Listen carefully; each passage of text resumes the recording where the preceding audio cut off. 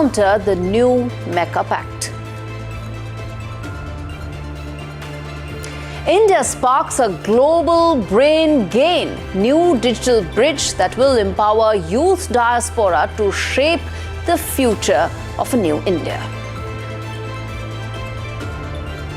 We detail how exactly is the unstoppable India model permanently taming global tech giants, and what exactly is it that Starlink has now done to ensure it enters the Indian market. And Mahatma Gandhi manuscript sets a world record, a historic Gandhi collection that stays in India with a whopping 16 crore rupees purchase value.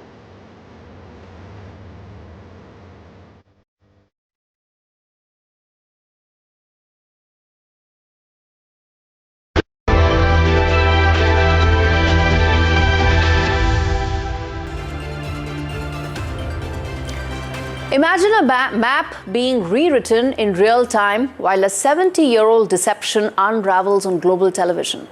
The ultimate South Asian geopolitical illusion that has finally cracked. An extraordinary chain reaction that has triggered an absolute meltdown in Rawalpindi. Instead of just issuing a diplomatic handout from afar, Ambassador Sergio Gore travelled directly to the heart of the region, standing on the banks of Dal Lake in Srinagar, to deliver this historic message. By assessing the ground reality firsthand, Sergio Gore, in fact, he signalled absolute global confidence in Kashmir's complete integration with India, its economic revival and its safety. Everybody here knows I'm the U.S. Ambassador to India, and this is an important part of India, and so I'm here visiting for the first time. It is an incredibly beautiful place, and so I'm thrilled to be here, thrilled to see this place. We just had a very good meeting, and we have some follow-ups that we hope to take back to Washington, back to Delhi. But a very warm, a very cordial, and we look forward to building this relationship forward. The last thing I'll share with you is the United States puts out travel warnings, and every so often we reevaluate those travel warnings. I cannot make any big announcements here today, but it is something we're going to look at. New Delhi, the Chief Minister here, the government here, we believe have made some incredible steps to keeping this area safer. This unprecedented trip really shatters Pakistan's long-standing narrative that it has been perpetuating as far as Kashmir is concerned. And that's the most important part. Every inch of Jammu Kashmir belongs to India, irrespective of what Pakistan says, and frankly, irrespective of what Sergio Gore says or doesn't choose to say. But from major diplomatic shifts in Washington, what you are now seeing, heavy bulldozers rolling through the diplomatic enclaves of New Delhi. The old rules of the entire Kashmir issue are dead. And that's very bad news for Pakistan, because its international lobbying has failed, its diplomatic shield has been dismantled, and Pakistan's current strategy has hit a wall. But this is just the final chapter. To understand the collapse that has happened, one needs to go back in time. One needs to understand the failed historical tricks. It began at birth in 1947, Operation Gulmarg. Pakistan disguised its regular military officers, weaponized the tribal militias, launched invasion under the guise of an indigenous uprising. That lawless grab backfired, led Kashmir's ruler to seal the state's legal integration with India. 18 years later, they tried again, failed again. Operation Gibraltar. Islamabad secretly sent 30,000 disguised soldiers across the ceasefire line to spark what it wanted to do, a civilian revolt. Again, it backfired as patriotic Kashmiri locals captured those invaders and handed them to the Indian military. After these losses, ISI pivoted to something else. A dirty, low-cost war of 1,000 cuts, built a state-sponsored assembly line of terrorists while brandishing nuclear weapons. And for decades, they hid behind a nuclear bluff, assuming that India would never risk conventional retaliation as being the more responsible country. When global financial watchdogs threatened to bankrupt them for financing terror, Pakistan simply changed their public facade.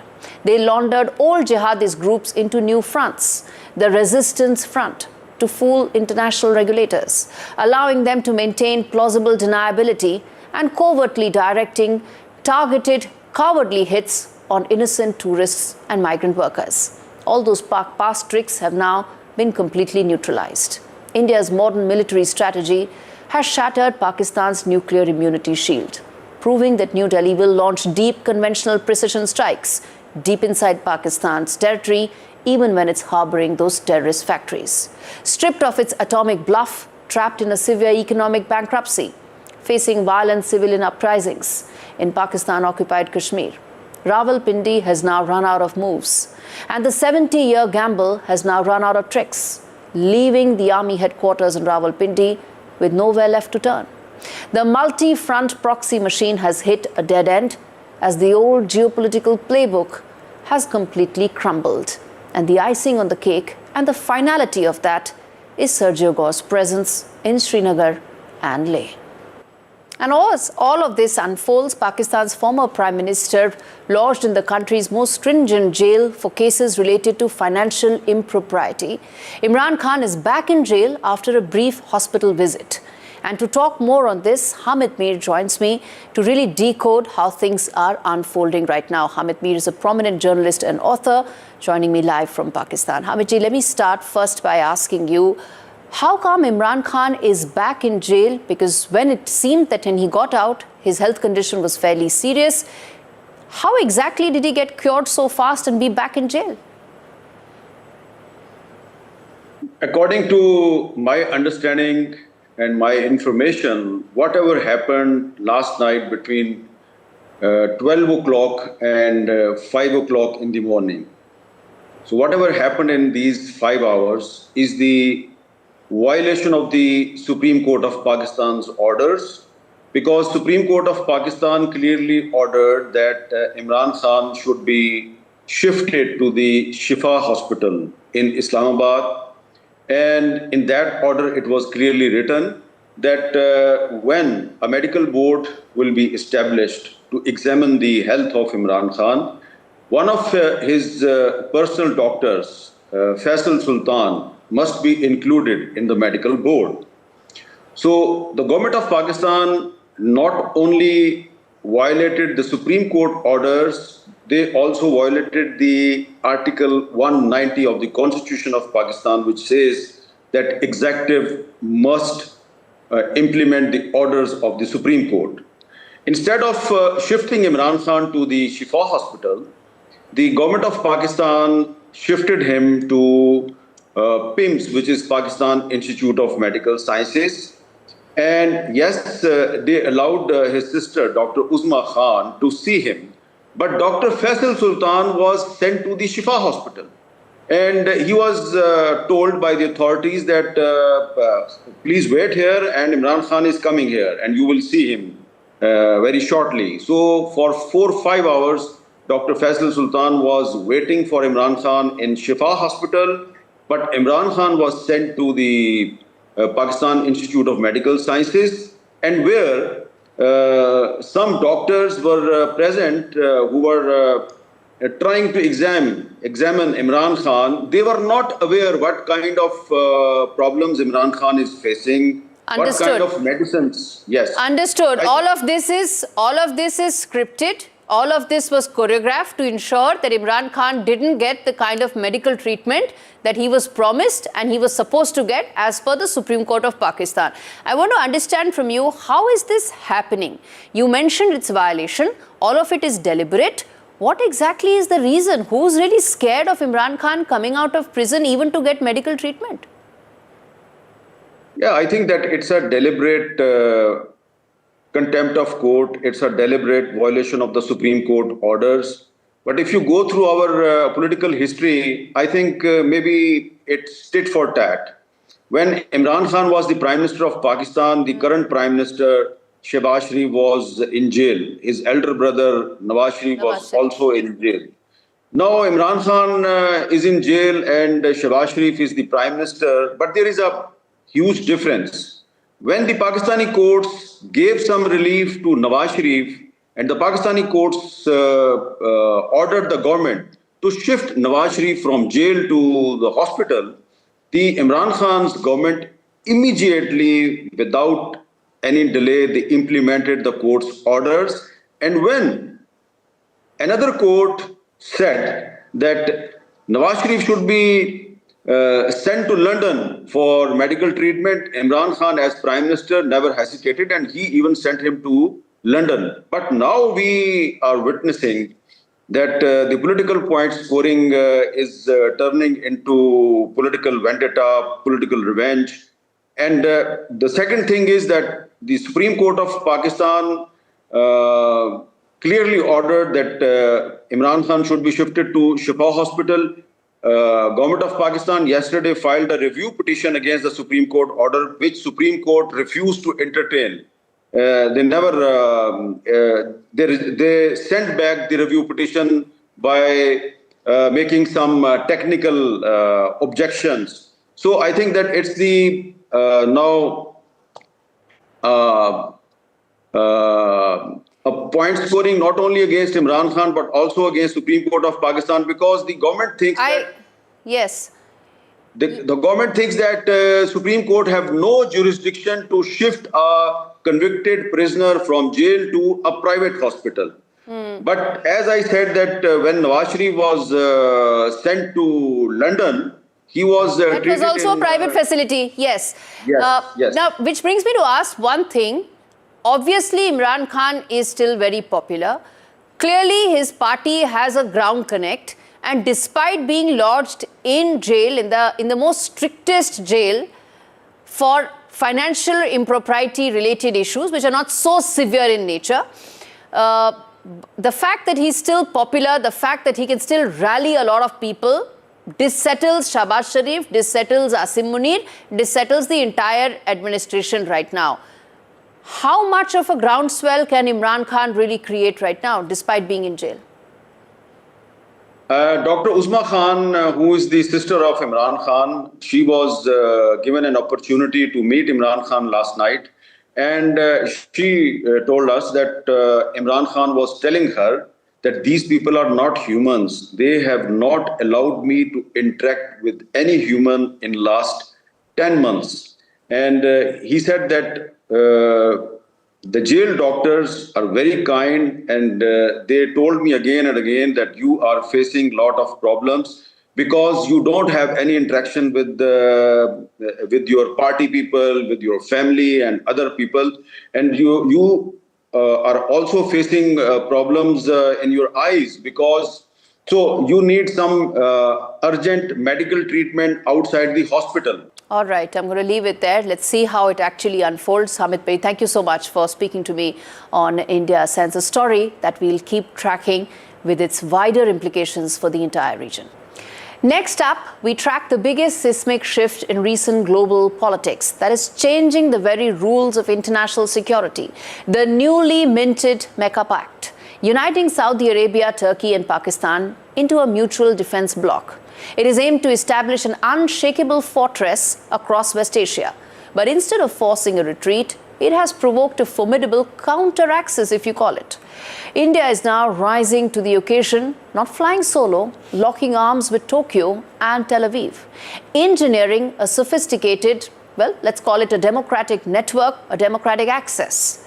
Our special report takes you inside the numbers, the military realities of this global bloc showdown, and how India is now holding the fort and completely redefining the balance of power.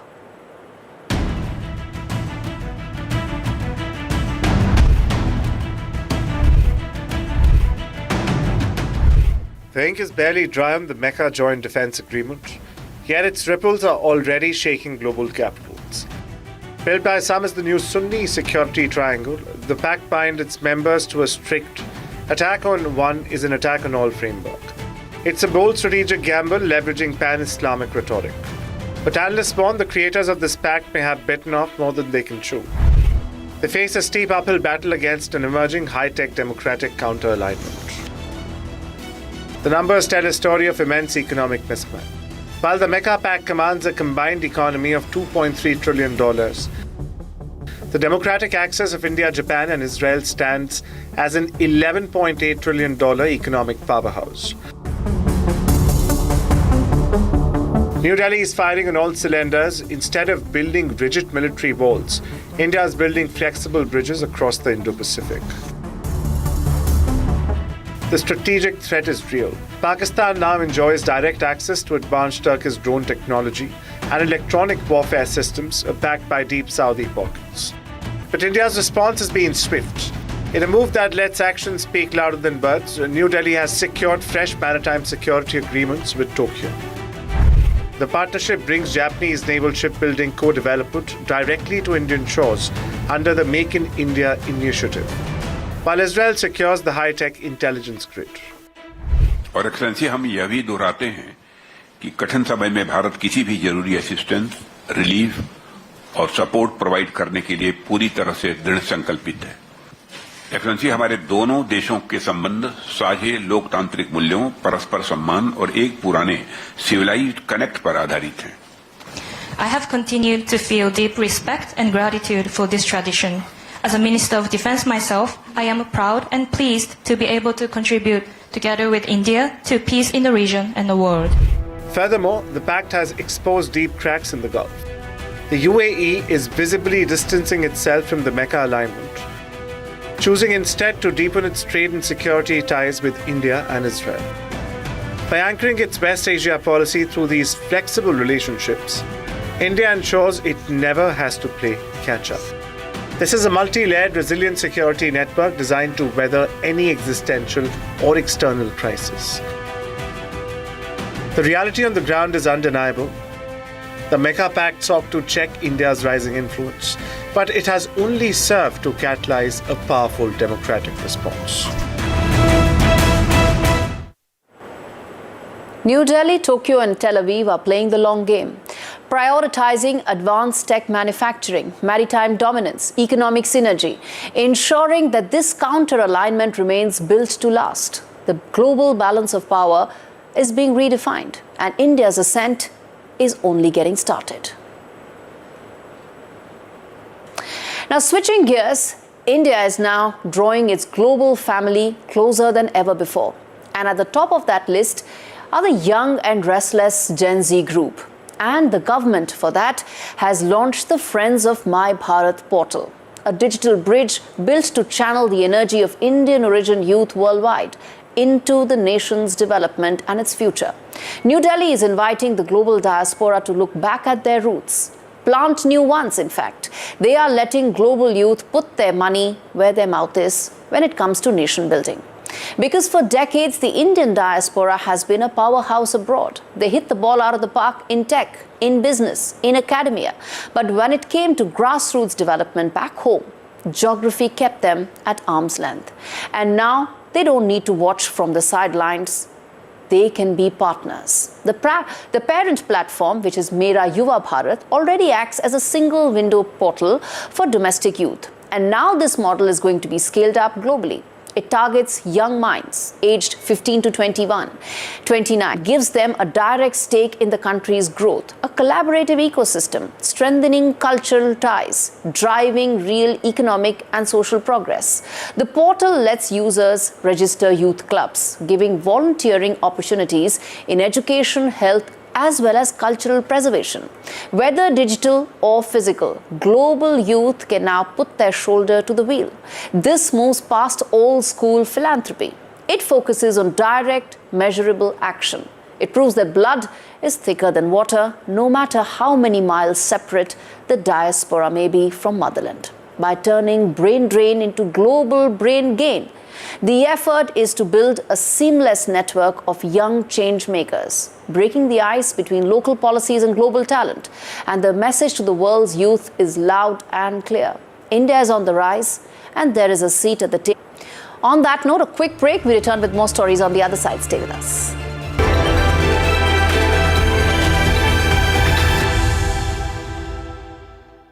Electricity bill paid.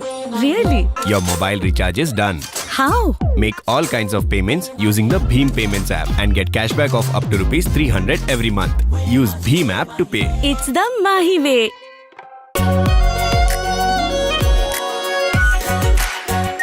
Our pure Shahi Paneer Masala. Delicious, healthy, every day. Across the country, He has tracked the pulse of power from Washington to Korea. Witnessed history being made in global capitals and conflict zones. Brought clarity to complex issues of national security and international affairs. Aditya Raj Kaul, covering international affairs like no one else. Only on NDTV network. मीठा या नमकीन चाहे जैसे खाओ 100% सूजी से बनी are pure vermicelli स्वादिष्ट सेहतमंद हर रोज 3 decades of watching the world change.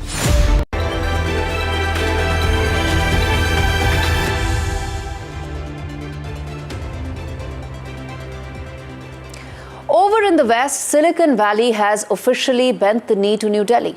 Elon Musk's Starlink has abandoned its global playbook, choosing to play by India's strict sovereign terms. Starlink's fresh regulatory application submitted to the space regulator InSpace involves nearly 30,000 low Earth orbit satellites. This is Starlink's Gen 2 constellation.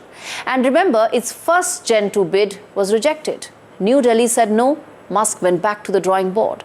It now introduces cutting-edge direct-to-device connectivity, technology that links standard smartphones directly to space, bypassing traditional ground dishes, using a satellite modem that talks to your phone like a cell tower in orbit. But this is much more than just internet from space, viewers. It's about India versus the big tech. India is the world's largest untapped satellite broadband market, and New Delhi is making Elon Musk earn its place there. Starlink already has Gen 1 approval, over 4,000 satellites cleared last year. Spectrum pricing, security clearances still pending. And Starlink isn't alone in this reckoning. Meta faced its own reckoning with a data sharing ban and a government wrap over sharing WhatsApp user data with Facebook for advertising without user consent. Meta or Google, India is systematically standing up to global tech giants. Well, the message is clear. Access to 1.4 billion users comes with a price, and that's compliance, not control.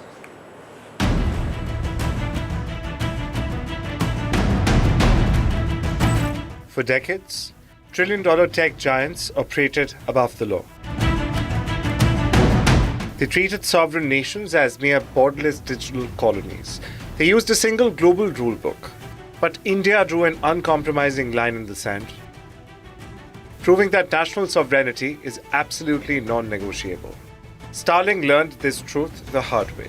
Its initial bid faced immediate systematic rejection due to spectrum non-conformity and deep national security concerns.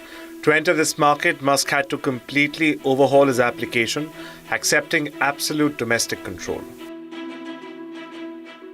This is the unstoppable India model. Look at how New Delhi has successfully tamed big tech. Meta, Google, and X all attempted to defy domestic regulations. India responded by stripping away their legal immunity and slashing content takedown windows to just 3 hours. How does India wield such incredible leverage? It comes down to market scale and fierce domestic alternatives.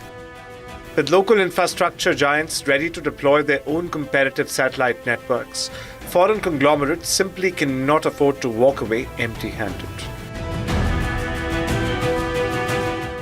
India has established a global blueprint for digital independence. Developing nations now look to New Delhi as the ultimate role model. Silicon Valley no longer dictates terms to the world. New Delhi does. And as we wrap up this edition of India Sense, we leave you with the visuals of a rare collection of 688 handwritten reflections by Mahatma Gandhi on truth, ahimsa, service and moral responsibility, setting a world record for an Indian historical document that fetched a staggering 16.2 crore rupees at a saffron art auction. Ones that are meant to be a guiding force. Saffron Art says that the purchaser is from India and the historic manuscript will remain in Bharat.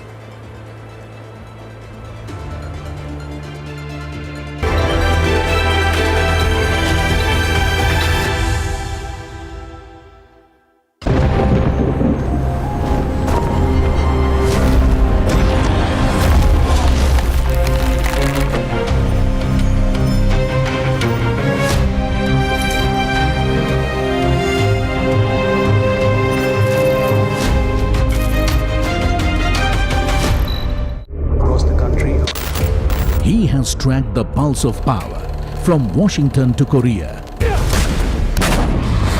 Witnessed history being made in global capitals and conflict zones. Brought clarity to complex issues of national security and international affairs. Aditya Raj Kaul, covering international affairs like no one else, only on NDTV network. 3 decades of watching the world change.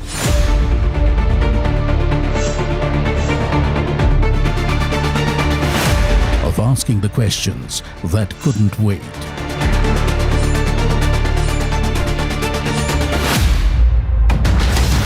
Of telling the stories that couldn't be ignored. Of holding the line when it mattered most. Times change, our purpose doesn't. NDTV 24/7 is now NDTV, when it really matters.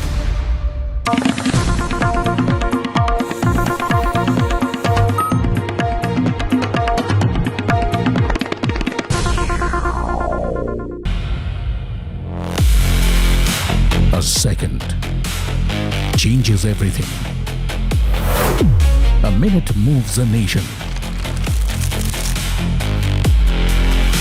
An hour becomes history. For 3 decades, NDTV has been there. For the moments that were unstoppable, unmissable, unforgettable.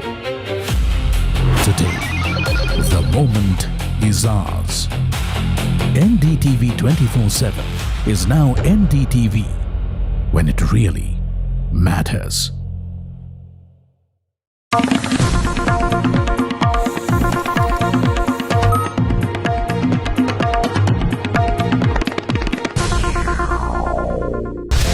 New rules of engagement.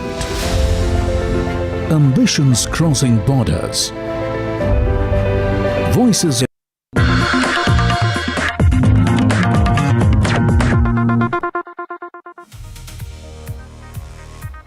Hello and welcome. My name is Reet Kaur Sahani and you're watching NDTV. Well, we've got a whole lot lined up for you this morning, but let's first take you through the headlines of the hour. Pellet gun row triggers a fresh political showdown in Delhi. Rahul Gandhi and Priyanka Gandhi staged dharna as the Delhi police registers an FIR, escalating the face-off. BJP hits back, calling Rahul Gandhi the leader of publicity and posturing. Revanth Reddy's US visit sparks a political row, with the BJP flagging his meeting with an Oxford professor over alleged anti-India articles, while the MEA says clearance was denied on political grounds. Revanth Reddy says national building must rise above politics. The BJP's new team has begun work with a series of key meetings at the party headquarters.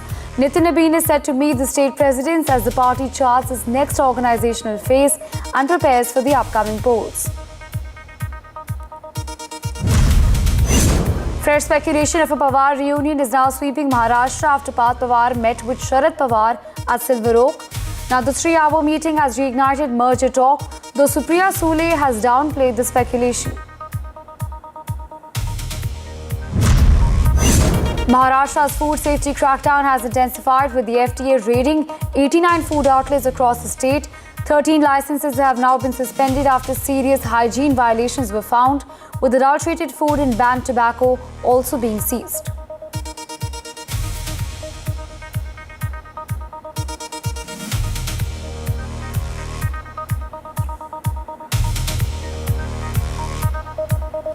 Let's now take you through the top story of the hour. Telangana's Chief Minister Revanth Reddy's proposed US visit has now triggered a political row. This after the Ministry of External Affairs had denied clearance for the program. The Ministry of External Affairs said that visits by chief ministers required political clearance and that proposed US program was not considered appropriate for the office held and the purpose of the visit. The ministry, however, clarified that Reddy's UK visit had been cleared. The BJP has questioned why Chief Minister's proposed meetings included institutions it alleges have links to activities opposing India's interests. Revanth Reddy, meanwhile, has hit back at political criticism, saying that the future of the youth, the development and nation building should rise above politics and even electoral considerations. Let me say that the visit of chief ministers, as indeed of other dignitaries, are assessed by the Ministry of External Affairs in order to accord political clearance. The program proposed in such cases should be appropriate to the office held and the purpose of the visit. In this particular case, that was not so in respect of the United States, and therefore the clearance was denied, not given. Incidentally, let me also tell you that clearance was given for his visit to the United Kingdom.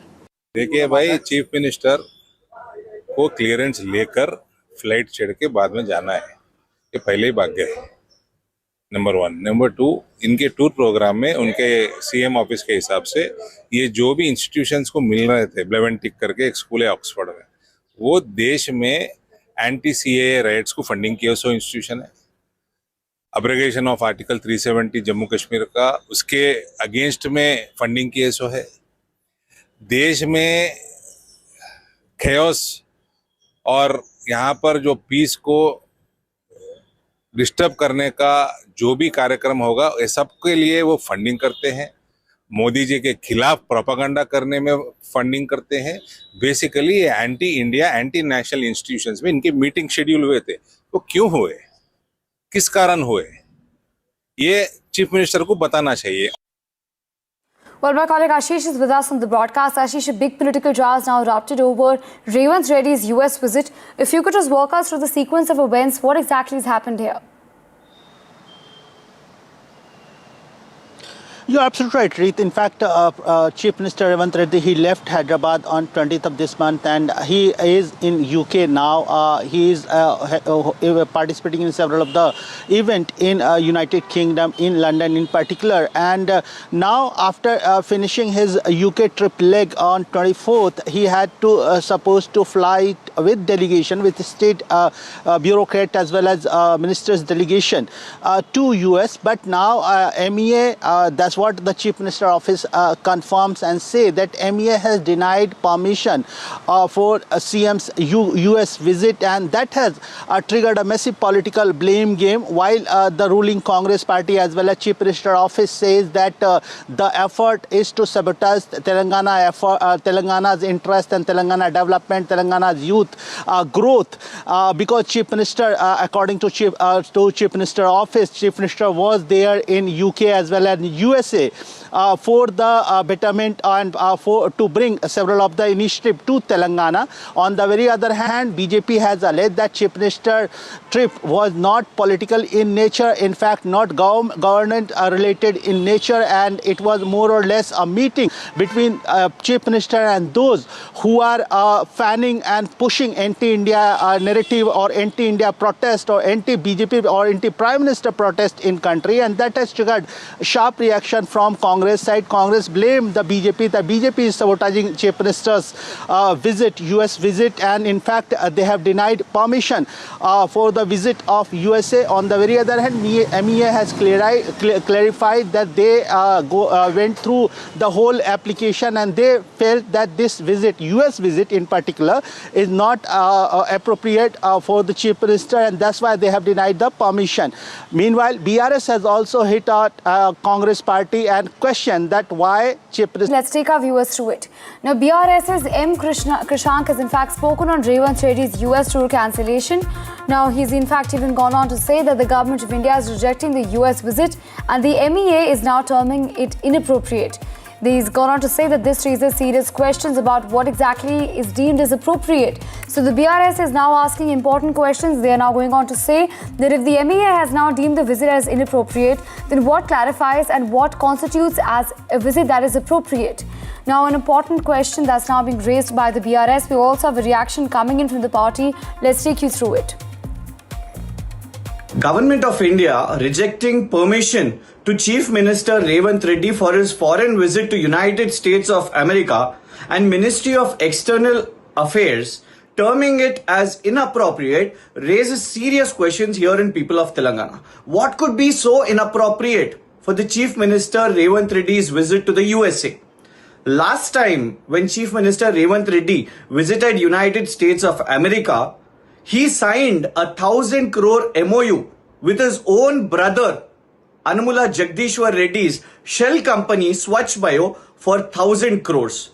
This was raised with the ED that how can a chief minister travel to United States of America and sign a MOU in his official visit with his own brother's company? Is it not misuse of office? Is it not corruption? All right, Ashish, clearly politics erupting over Revant Reddy's visit. Of course, we're seeing a reaction coming in from the BRS also. What exactly are you reading in this?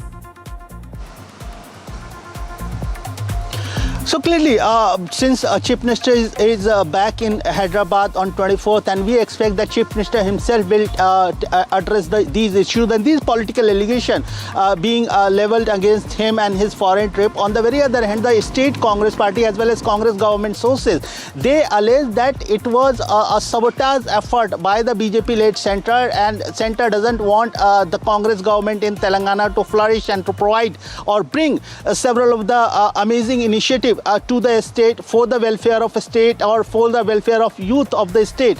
That's the political comment and coming out from the government of Telangana side. But at the very same time, we expect that when Chief Minister comes back to Hyderabad on 24th, he is likely to address media, or he is likely to address all these allegations, political allegations, which whether it is coming from a BRS side or BJP side, and refute or provide a more detailed picture about the allegation and why the trip was denied and where he was visiting and what all were the meeting lined up for him in USA. So thank you so much, Ashish, for joining us and bringing us those crucial updates. Let's now turn our attention to more updates coming in at this hour. Now, the pellet gun row has escalated in the national capital after student protester Sahil alleged that he was hit by a pellet in his right eye. This during a protest in Delhi on the 20th of July. Now, the pellet gun controversy has now entered the FIR stage, with the Delhi police registering a case on the victim's complaint. The FIR has been filed against unknown persons over the alleged incident during the July 20th student protest. The Congress protest intensified, remember, outside the party office, the police office, yesterday, with the party workers even blackening a portion of the DCP's office wall and painting slogans targeting the Union Home Minister Amit Shah. Rahul Gandhi stepped up his attack over the pellet gun row, alleging that there's been a deliberate attempt to delay or even prevent the FIR from being lodged. Union Minister JP Nadda rejected Rahul Gandhi's allegations and accused the Congress leader of turning the issue into a political spectacle. कि हमने छर्रे नहीं चलाए, तो एक ही सवाल है, अगर आपने नहीं चलाए तो किसी ने तो ये छर्रे चलाए होंगे, शायद किसी और ने इन पर छर्रे चला दिए, और अगर किसी और ने नहीं चलाए तो पता नहीं, शायद इन्होंने ही छर्रे चला दिए हों। मगर क्राइम तो हुआ है क्योंकि इनके शरीर में छर्रे हैं। हम सिर्फ ये कह रहे हैं कि FIR दर्ज कीजिए। आज जब राहुल गांधी संसद मार्ग में DCP ऑफिस पहुंचे तो उन्होंने स्पष्ट रूप से बताया गया कि दिल्ली पुलिस की क्राइम ब्रांच पहले से ही 20 जुलाई के सभी मामलों में सघन जांच कर रही है। DCP ने यह भी बताया उनको और आश्वासन दिया कि वे इस मामले में जो क्राइम ब्रांच को आपने कहा है वह उनको भेज दिया गया है और क्राइम ब्रांच इसकी जांच कर रही है।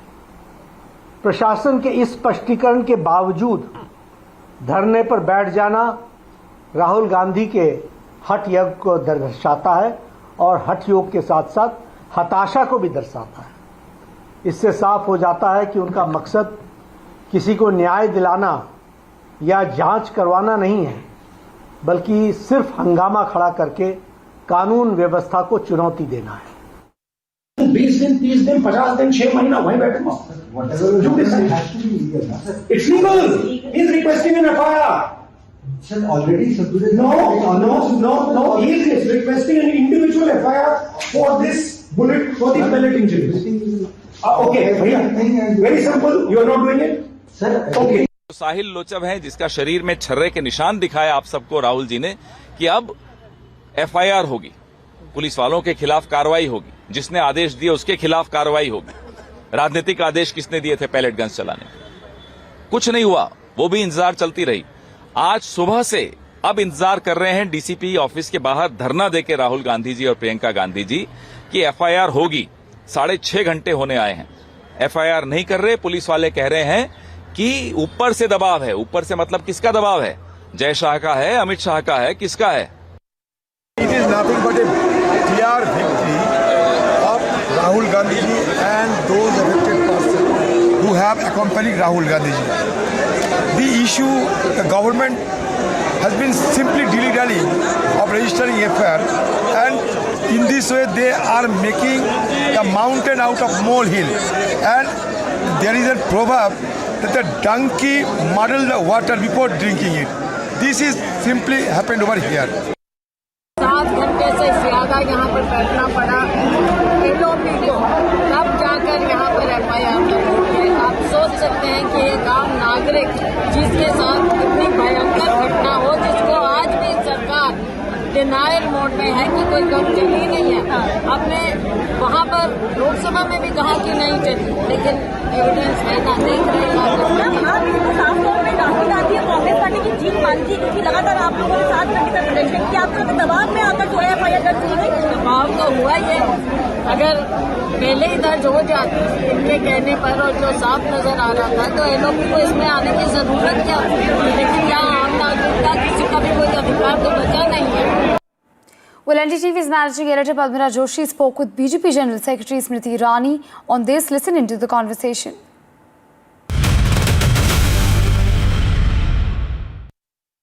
I think that how seriously does Rahul Gandhi take this issue can be evidently seen on the internet currently, where there are many citizens who have brought to fore videos where Rahul Gandhi is tossing toffees at people at that very police station, laughing and possibly gesticulating in fun in front of the police station on an issue as serious as you have just elaborated on. The Bharatiya Janata Party has, through a press conference, put up its official position on the issue. We know that the Supreme Court has also spoken on the said issue. But is Rahul Gandhi utilizing an issue against the paramilitary services of this country for his political gain? That is more than evident today. Should we as citizens be shocked that Rahul Gandhi mounts an attack on the paramilitary services of our country? We should not. This is the same individual who in Parliament questioned the valor of the Indian Armed Forces. This is the same individual who has gone ahead and in the national capital supported those who called for Bharat ke Tukde. This is the same individual who knows that a probe is underway, yet to position himself politically, he has taken a particular place today outside the police station. How serious is he about such issues can be evidenced by the fact that he's busy throwing toffees at people, he's busy laughing, he is busy gesticulating to people. That shot is available, Padmaja, on the internet today. But he's saying that I am not against the Rapid Action Force. The fact remains that on the 20th of July, the RAF fired at least 5 rounds at the protesters. 3 of them at least have hit people in the crowd, and which is why one of them, Sahil Locha... You take his statement to be a manifestation of the truth. In a circumstance where investigations are underway, in a circumstance where investigating agencies include personnel from the paramilitary force, do not come to a conclusion only because Rahul Gandhi has made a statement. I would want you to be mindful of this position, Padmaja, only because people of the country are watching your channel as we speak. Let the citizens of this country recognize that the paramilitary forces in our country are deployed for the protection of our citizens. Let there not be any attempt to taint their service, to taint their procedures. Let the investigation proceed transparently. Once it is evidenced, let the then evidence speak for itself. Let us not presume that what Rahul Gandhi says about a particular incident is true because what he is taking a position on is all that politically benefits him. giving the example of what happened in Delhi, what happened in Siwan in Bihar, where now even the government has accepted, the government of Bihar, in an affidavit before the Supreme Court, that yes, there was Hawaii firing done with an AK-47 by a policeman over there. The Congress's charge is very simple, that this government is anti-youth, anti-students. Is that not going to be a big challenge with these two very stark examples being given? If the government had anything to hide, we would not take a transparent position in front of the Honorable Supreme Court. I reiterate, allow investigations to be completed. The paramilitary and the police personnel who are deployed to ensure that citizens at large are protected. What transpired on the ground while citizens were being instigated to create unrest can only come to fore once investigations are completed. The government has nothing to hide. All the government seeks is support for investigating agencies, especially the paramilitary services. All right, recent breaking news coming in from Maharashtra. Let's take you through it. An important update coming in from Pune, where there, remember, has been an uproar at the COEP hostel ahead of Rahul Gandhi's visit. An FIR has also been registered against over 50 Congress and NSUI workers. Rahul Gandhi's event, remember, is scheduled for 5 p.m. today at Pune's SSPMS ground. And an FIR has been registered in the meantime against 50 Congress or NSUI workers. Shivaji Nagar police have now registered a case against approximately 50 Congress and NSUI workers. This in connection with the hostel dispute that, remember, we told you about earlier. The ABVP had lodged a complaint alleging that they were assaulted and subjected to verbal abuse. My colleague Sujata is with us on the broadcast. Sujata, it seems as though the case is now moving forward. I believe an FIR has also been registered in the case. Walk us through the details. Controversy that had erupted at COEP hospital in Pune last night, where ahead of Rahul Gandhi's visit, we know that the Shivaji Nagar police have now registered an FIR against around 50 Congress and NSUI workers. ABVP had complained that its members were allegedly assaulted and abused when they went to inquire about a student's viral video. Now, Rahul Gandhi's program will be held at the SSPMS ground in Pune today at 5 p.m. And we know that before that, last night, the clash that occurred after which between the ABVP and the NSUS students, the police took control, they took charge, they ensured that the situation was normal. And now with the ABVP filing a complaint, 50 of the Congress and the NSUS students have been booked for such clash to be occurring. And the further details has also been interrogated. They're currently being investigated by the police. Ahead of Rahul Gandhi's visit and its event, there are several of these guidelines that have been given. Rahul Gandhi is scheduled to address the gathering and interact with students at 6 p.m. And no other leader apart from Rahul Gandhi will be present on the stage is one of the conditions that has been put forward. So yes, tensions arose, but now the police is trying to, take action and ensure that peace prevails as far as the event today is concerned. Back to you. All right, Sujata, thank you so much for joining us and bringing us those updates.